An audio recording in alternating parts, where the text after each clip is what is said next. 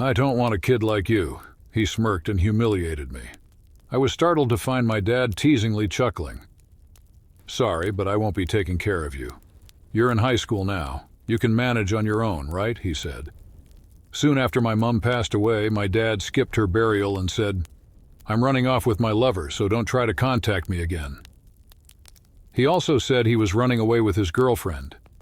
Despite my intense disappointment in him, I had no desire to stop him. As he left the house, I said, "Go ahead, I won't reach out to you," thinking that would be the last time we saw each other. Unfortunate to have an understanding daughter like you. Even though he was a terrible father, I was almost relieved to be rid of him. Unexpectedly, 3 days later, I got a persistent call from him. I might have ignored it, but I decided to answer. I said, "Who is this?" Then my dad shouted something astonishing from the other end of the line. "My name is Emily Young, a fresh high school student. You might think I'm enjoying the typical high school life, but my home situation is far from ideal, all because of my father." He was a highly skilled accountant who was frequently envious of others. His actual nature wasn't admirable, though. He was always making fun of people who had less education, like my mother, who had only completed high school. "A high school diploma is embarrassing. Without me, you couldn't survive," he would constantly say, demeaning her. She constantly pushed me to work hard in school and emphasized the significance of obtaining credentials for financial freedom, even though she struggled to be financially independent. She would read books to me when I was little and would always say, "Don't end up like me, earn your own living." Despite his high income, my father just gave me the necessities, and my mother was unable to purchase books for me. Frequently, Mother would take me to the library so she could read to me. That helped me get accepted into a highly regarded private school. But my achievement-obsessed father was not at all proud of me. He didn't even know the high school I went, so he didn't show any interest in me. His disinterest was rooted in antiquated ideas about the superiority of men. He got bored with me as soon as he found out I was a girl. His original ambition was for a son to take over his accounting business. But once my mother gave birth to me, he was unable to carry on the family tradition. He hasn't really shown interest in my mother or me after then. She asked him to stop, especially in front of me, but he kept angrily yelling, "What? Talking back to me? Do you realize who's feeding you, you useless woman?" I couldn't bear to watch and locked myself in my room, covering my ears. When he was drunk, he would insult my mother, saying things like, "I'm such a nice guy to marry an ugly, stupid woman like you." Beyond just verbal abuse, his tyranny included a concerning practice of adultery which he covered up with work. He was often home late, sometimes not until the early hours of the morning. He began to smell like women's perfume over time, and I was disgusted by it. "Your perfume is too strong," I said, pinching my nose. "What? You think your nose is too good? Why did you wear perfume too? A woman like you can't survive without relying on a man," he would reply with contempt. I was furious with my father for making such disparaging comments to his own daughter, but it didn't seem like he understood how much I despised him. As he went on, he belittled me for being educated and continuously insulted my mother for not having an education. He said things like, "You do take after your mom with that plain face and personality. What's the use of a girl like you studying? You'll just end up a woman with too much pride, and no man will come near you." I thought this man was genuinely desperate. To make matters more frustrating, he hardly gave us any money. He had decked himself out in designer watches and outfits. Even his loungewear was fashionable, which made me wonder about the disparity in wealth in our own household. "It's my hard-earned money. What's wrong with spending it on myself?" was my father's response when I suggested, "If you have that much money, why don't you buy something for Mom?" He firmly refused to spend a dime on us. I could only get through those days because of my mother. However, Mom was given a breast cancer diagnosis right before I started high school. It was too late by the time we found out, and her time was running out. When I found out about it, I sobbed and clung to her, asking, "What am I going to do without you, Mom?" But after thinking about it, I decided not to worry her further because of me. Ever since, I've tried to make the most of the time I have left with her. "Sorry for troubling you every day, Emily. You have schoolwork, too. You don't need to visit me so often," she would remark with a somewhat bright smile when I visited her in the hospital. My mother's mood darkened a little at hearing this, so I answered, "I come because I want to see you, Mom. Plus, Staying at home means dealing with that drunken father of mine. I'm sorry for making you feel that way about your father, she would remark. I'd always hoped you and your dad would get along. Trying to comfort her, I said, That's not true, Mum. But she just gave a faint, sad smile. I was annoyed and said, I'm sorry, Mum, but that's impossible. You do all the housework and take care of me, and he just looks down on you for it. My mother sighed slightly and said, That's because I'm of no use in society. My father seldom returned home and never paid my mother a visit when she was in the hospital. When I did see him at home, which was infrequent, I requested him to come see Mum, but he refused. I'm busy with work. You, her daughter, should visit her. Her suddenly getting sick and leaving all the housework undone is such a nuisance. He'd reply in disbelief. He said, Worry? I'm more concerned about my own future. She promised to take care of me for life, and now she gets sick so soon. It's unbelievable. I couldn't bear to watch and locked myself in my room, covering my ears. How could you talk like that? Can't you at least worry about Mum a little? Beyond just verbal abuse, his tyranny included a concerning practice of adultery, which he covered up with work. He was often home late, sometimes not until the early hours of the morning. He began to smell like women's perfume over time, and I was disgusted by it. Your perfume is too strong, I said, pinching my nose. With contempt, he replied, What, you think your nose is too good? How come you also wore perfume? He would reply, A woman like you can't survive without relying on a man. I was quite angry with my father for calling his own daughter names like that, but it didn't seem like he understood how much I despised him. As he went on, he belittled me for being educated and continuously insulted my mother for not having an education. He said things like, You do take after your mom with that plain face and personality. What's the use of a girl like you studying?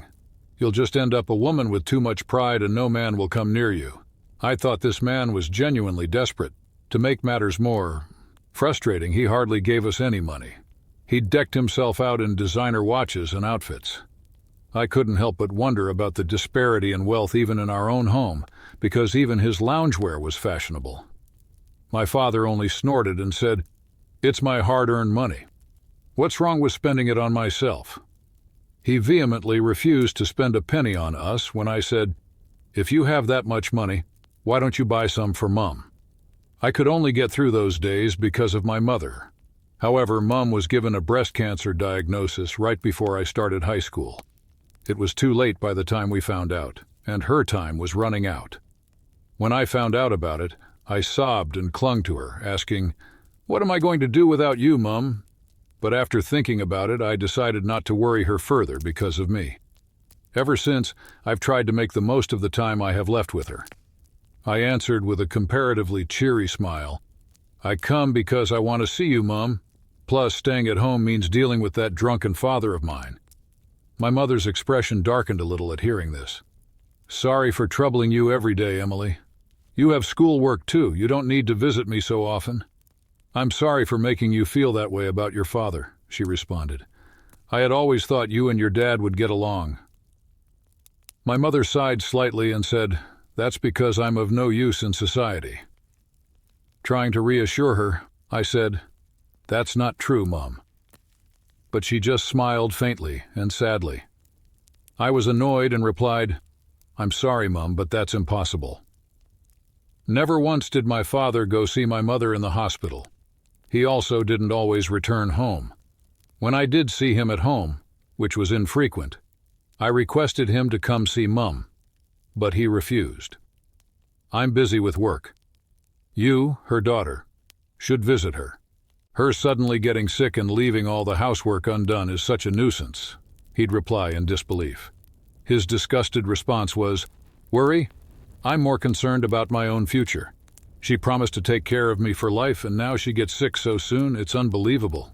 I couldn't contain my rage and gave him a glare. How could you talk like that? Can't you at least worry about Mum a little? I asked. I wanted to get out of this house, but annoyingly he was right. What's with that look? You do realize you're living off me, right? I asked.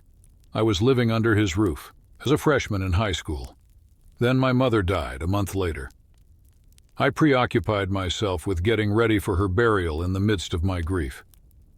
My father offered no assistance and argued that there was no need for a funeral, but I was determined to say my mother farewell in a simple way. I gave him a call and mentioned his hectic work schedule and sporadic trips home. "Hey, I decided to hold a funeral for Mum, so please come," I said.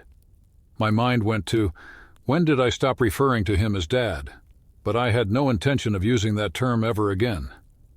Disappointed, he responded, "Dan, I told you we don't need a funeral. I'm not going to spend any money on that. You know I'll work and pay you back in the future, so please at least come to the funeral."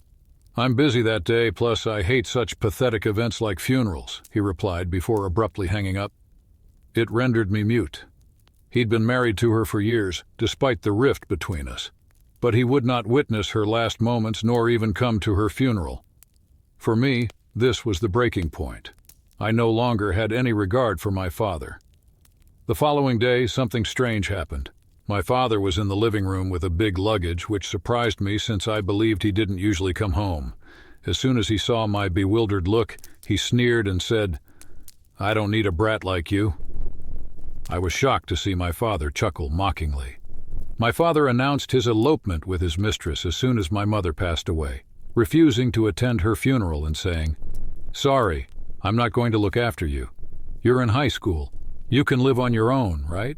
I'm living with my lover, so don't ever contact me again." I had lost all hope in him, and I had no desire to try to stop him. "Just do whatever you want. I won't be reaching out to you, that's for sure," I replied. He said, "Thanks, I consider myself fortunate to have such an understanding daughter," and walked out of the house. That, I think, was our final interaction. I was weirdly pleased to be free of him, in spite of how terrible a father he was. But after only 3 days, I kept getting calls from him. I debated answering it for a while before deciding against it. He faltered, startled by my answer. "Who is this?" I spat back, "Do you really think I still see you as my father? Are you foolish?" He was shocked. "You? How can you ask who is this to your own father?" This seemed to fluster him even more. Hey, you've done something terrible, you know? Because of you, I might lose my job," he said while on the phone. I nonchalantly replied, "Wasn't that you, the one who said never to contact you? Again?" At that moment he became quite angry and yelled, "Is this really the time for that? I know what you're doing." Laughing uncontrollably, I was seething with wrath. Yes, he was right. The predicament he found himself in was a result of my actions. This brings us back to the time before my mother's breast cancer diagnosis. I decided to go through my father's phone to find proof of his extramarital affairs, since I was fed up with his continuous infidelity. He frequently walked away from his phone unlocked when intoxicated, fell asleep, and forgot about it. I quickly grabbed his phone from him and started going through the pictures. Several photos of my father with a woman who seemed to be his mistress were there. Those pictures are stored to my phone. My father had a mistress, and I set out to find out who she was. As a high school student, though, I had little access to resources. I was thinking when a close friend said, "You know, my friend's cousin is a private investigator." I begged the friend to put me in touch with the detective who agreed to look into my father's lover, explaining that I would investigate for my cousin and that I could get paid later. The inquiry produced some fascinating findings. Natalie Grubb, the mistress, was purportedly 32 years old and lived alone in an opulent condominium. But this condo is too big for just one person, the investigator thought. Looking further, he learned that Natalie had a husband serving a mission abroad. My father was going to be very rudely awakened when he found out that Natalie wasn't single. I sent pictures of my father's romance with Natalie to her husband, who was living abroad on the day he left me and didn't come home. My father's phone was used to take half of the pictures, and the detective took the other half. My father must have received a vehement call from Natalie's husband, because I could hear his irritated voice over the phone. "Your wife is having an affair with my dad, and he knew about it, didn't you?" "Yeah, you heard right." "Well, it can't be helped." "Yes, I did it. But so what?"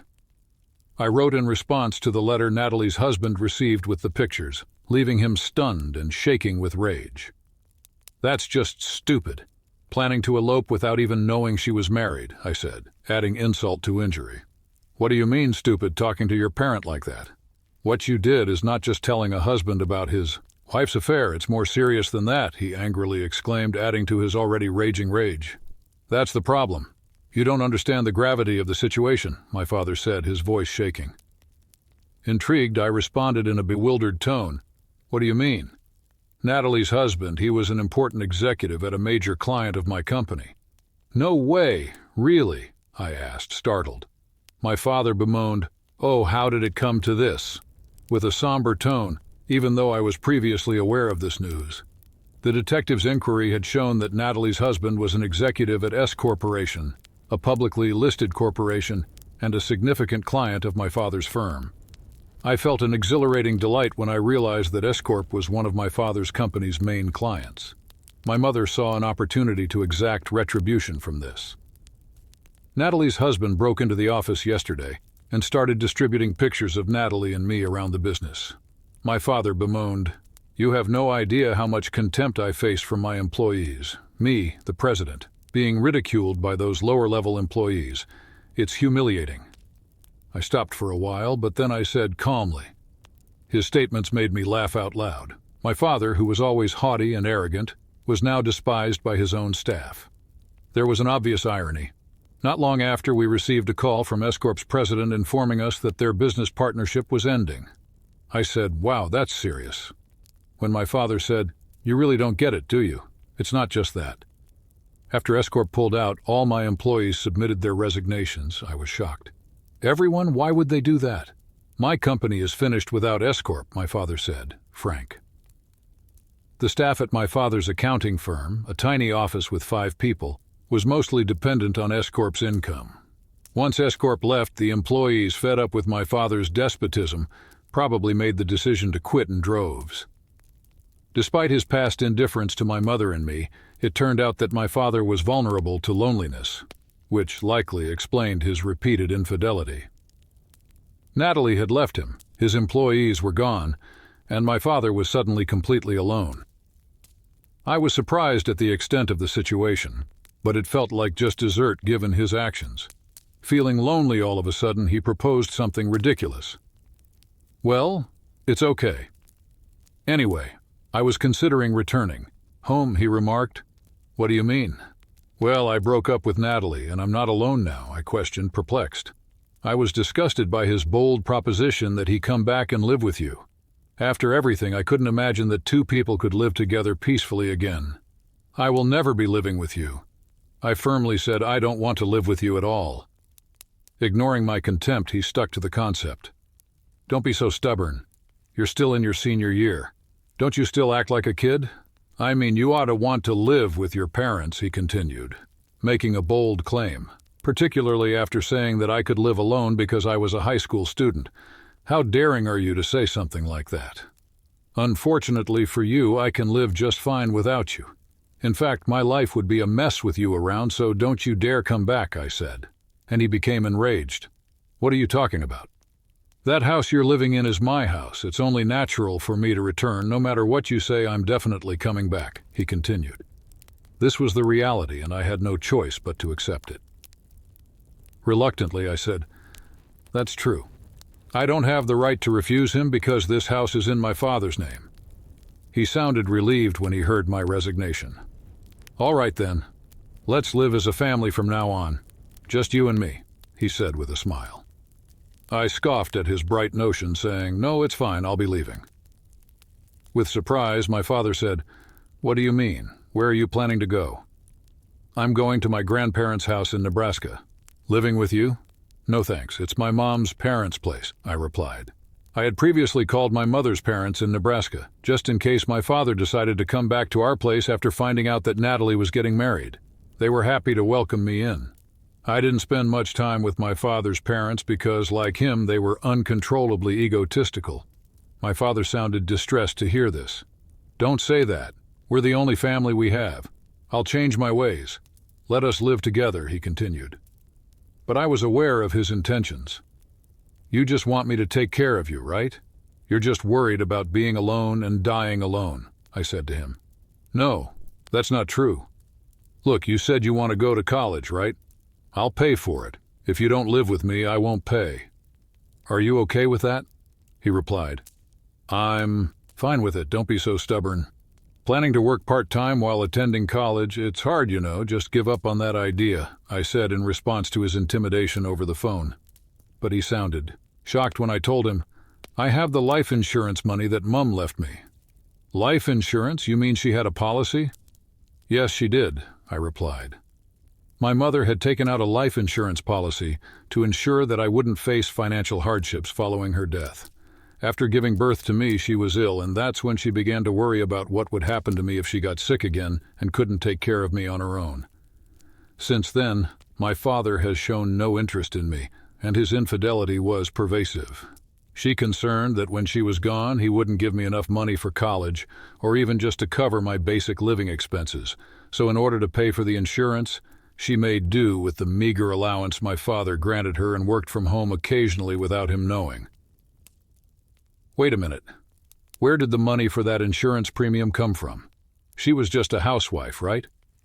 So does that mean she used my money to pay for it? Asked my dad. No, you're wrong. Mum was working from home while being a housewife. She used that money for the insurance, I replied. My mother was never permitted to work outside the home or even have a part-time job by her father, who had lived his life as he liked. She so made the decision to work from home and made a little money without telling him. He murmured upon hearing it, I've been deceived. She was doing all that behind my back? Deceived? Really? Can you believe it? She struggled so much because you only gave her the bare minimum to live on. All my clothes were bought from auction sites. I never got new clothes. I don't think she ever spent money on herself, I said. He could not even make a sound. And yet you were out there splurging on brand-name goods and luxury items, enjoying life alone. You're the worst. But I had to spend on my appearance for work. Those extravagances you're talking about, they were for entertaining clients, he attempted to rationalize. Sure, there were some client entertainments, but I also knew about the trips and lavish meals he enjoyed with his mistresses while never giving a single gift to my mother or me. Recalling all of this disgusted me. That's enough. I've lived with you for over a decade. I know what kind of person you are. Sorry, but don't ever contact me again, I said with anger. My father raised his voice and said, wait, but I hung up the phone not caring. After that, it seems like my father's business quickly went bankrupt. He had been living off the profits from his company, squandering its resources for his own benefit. After his company's relationship with S Corporation was broken, its finances quickly collapsed, and it filed for bankruptcy. Following his bankruptcy, my father's income fell and he was unable to find employment. His reputation suffered greatly when the industry soon learned of rumors that he had an affair with the wife of an executive at S Corporation.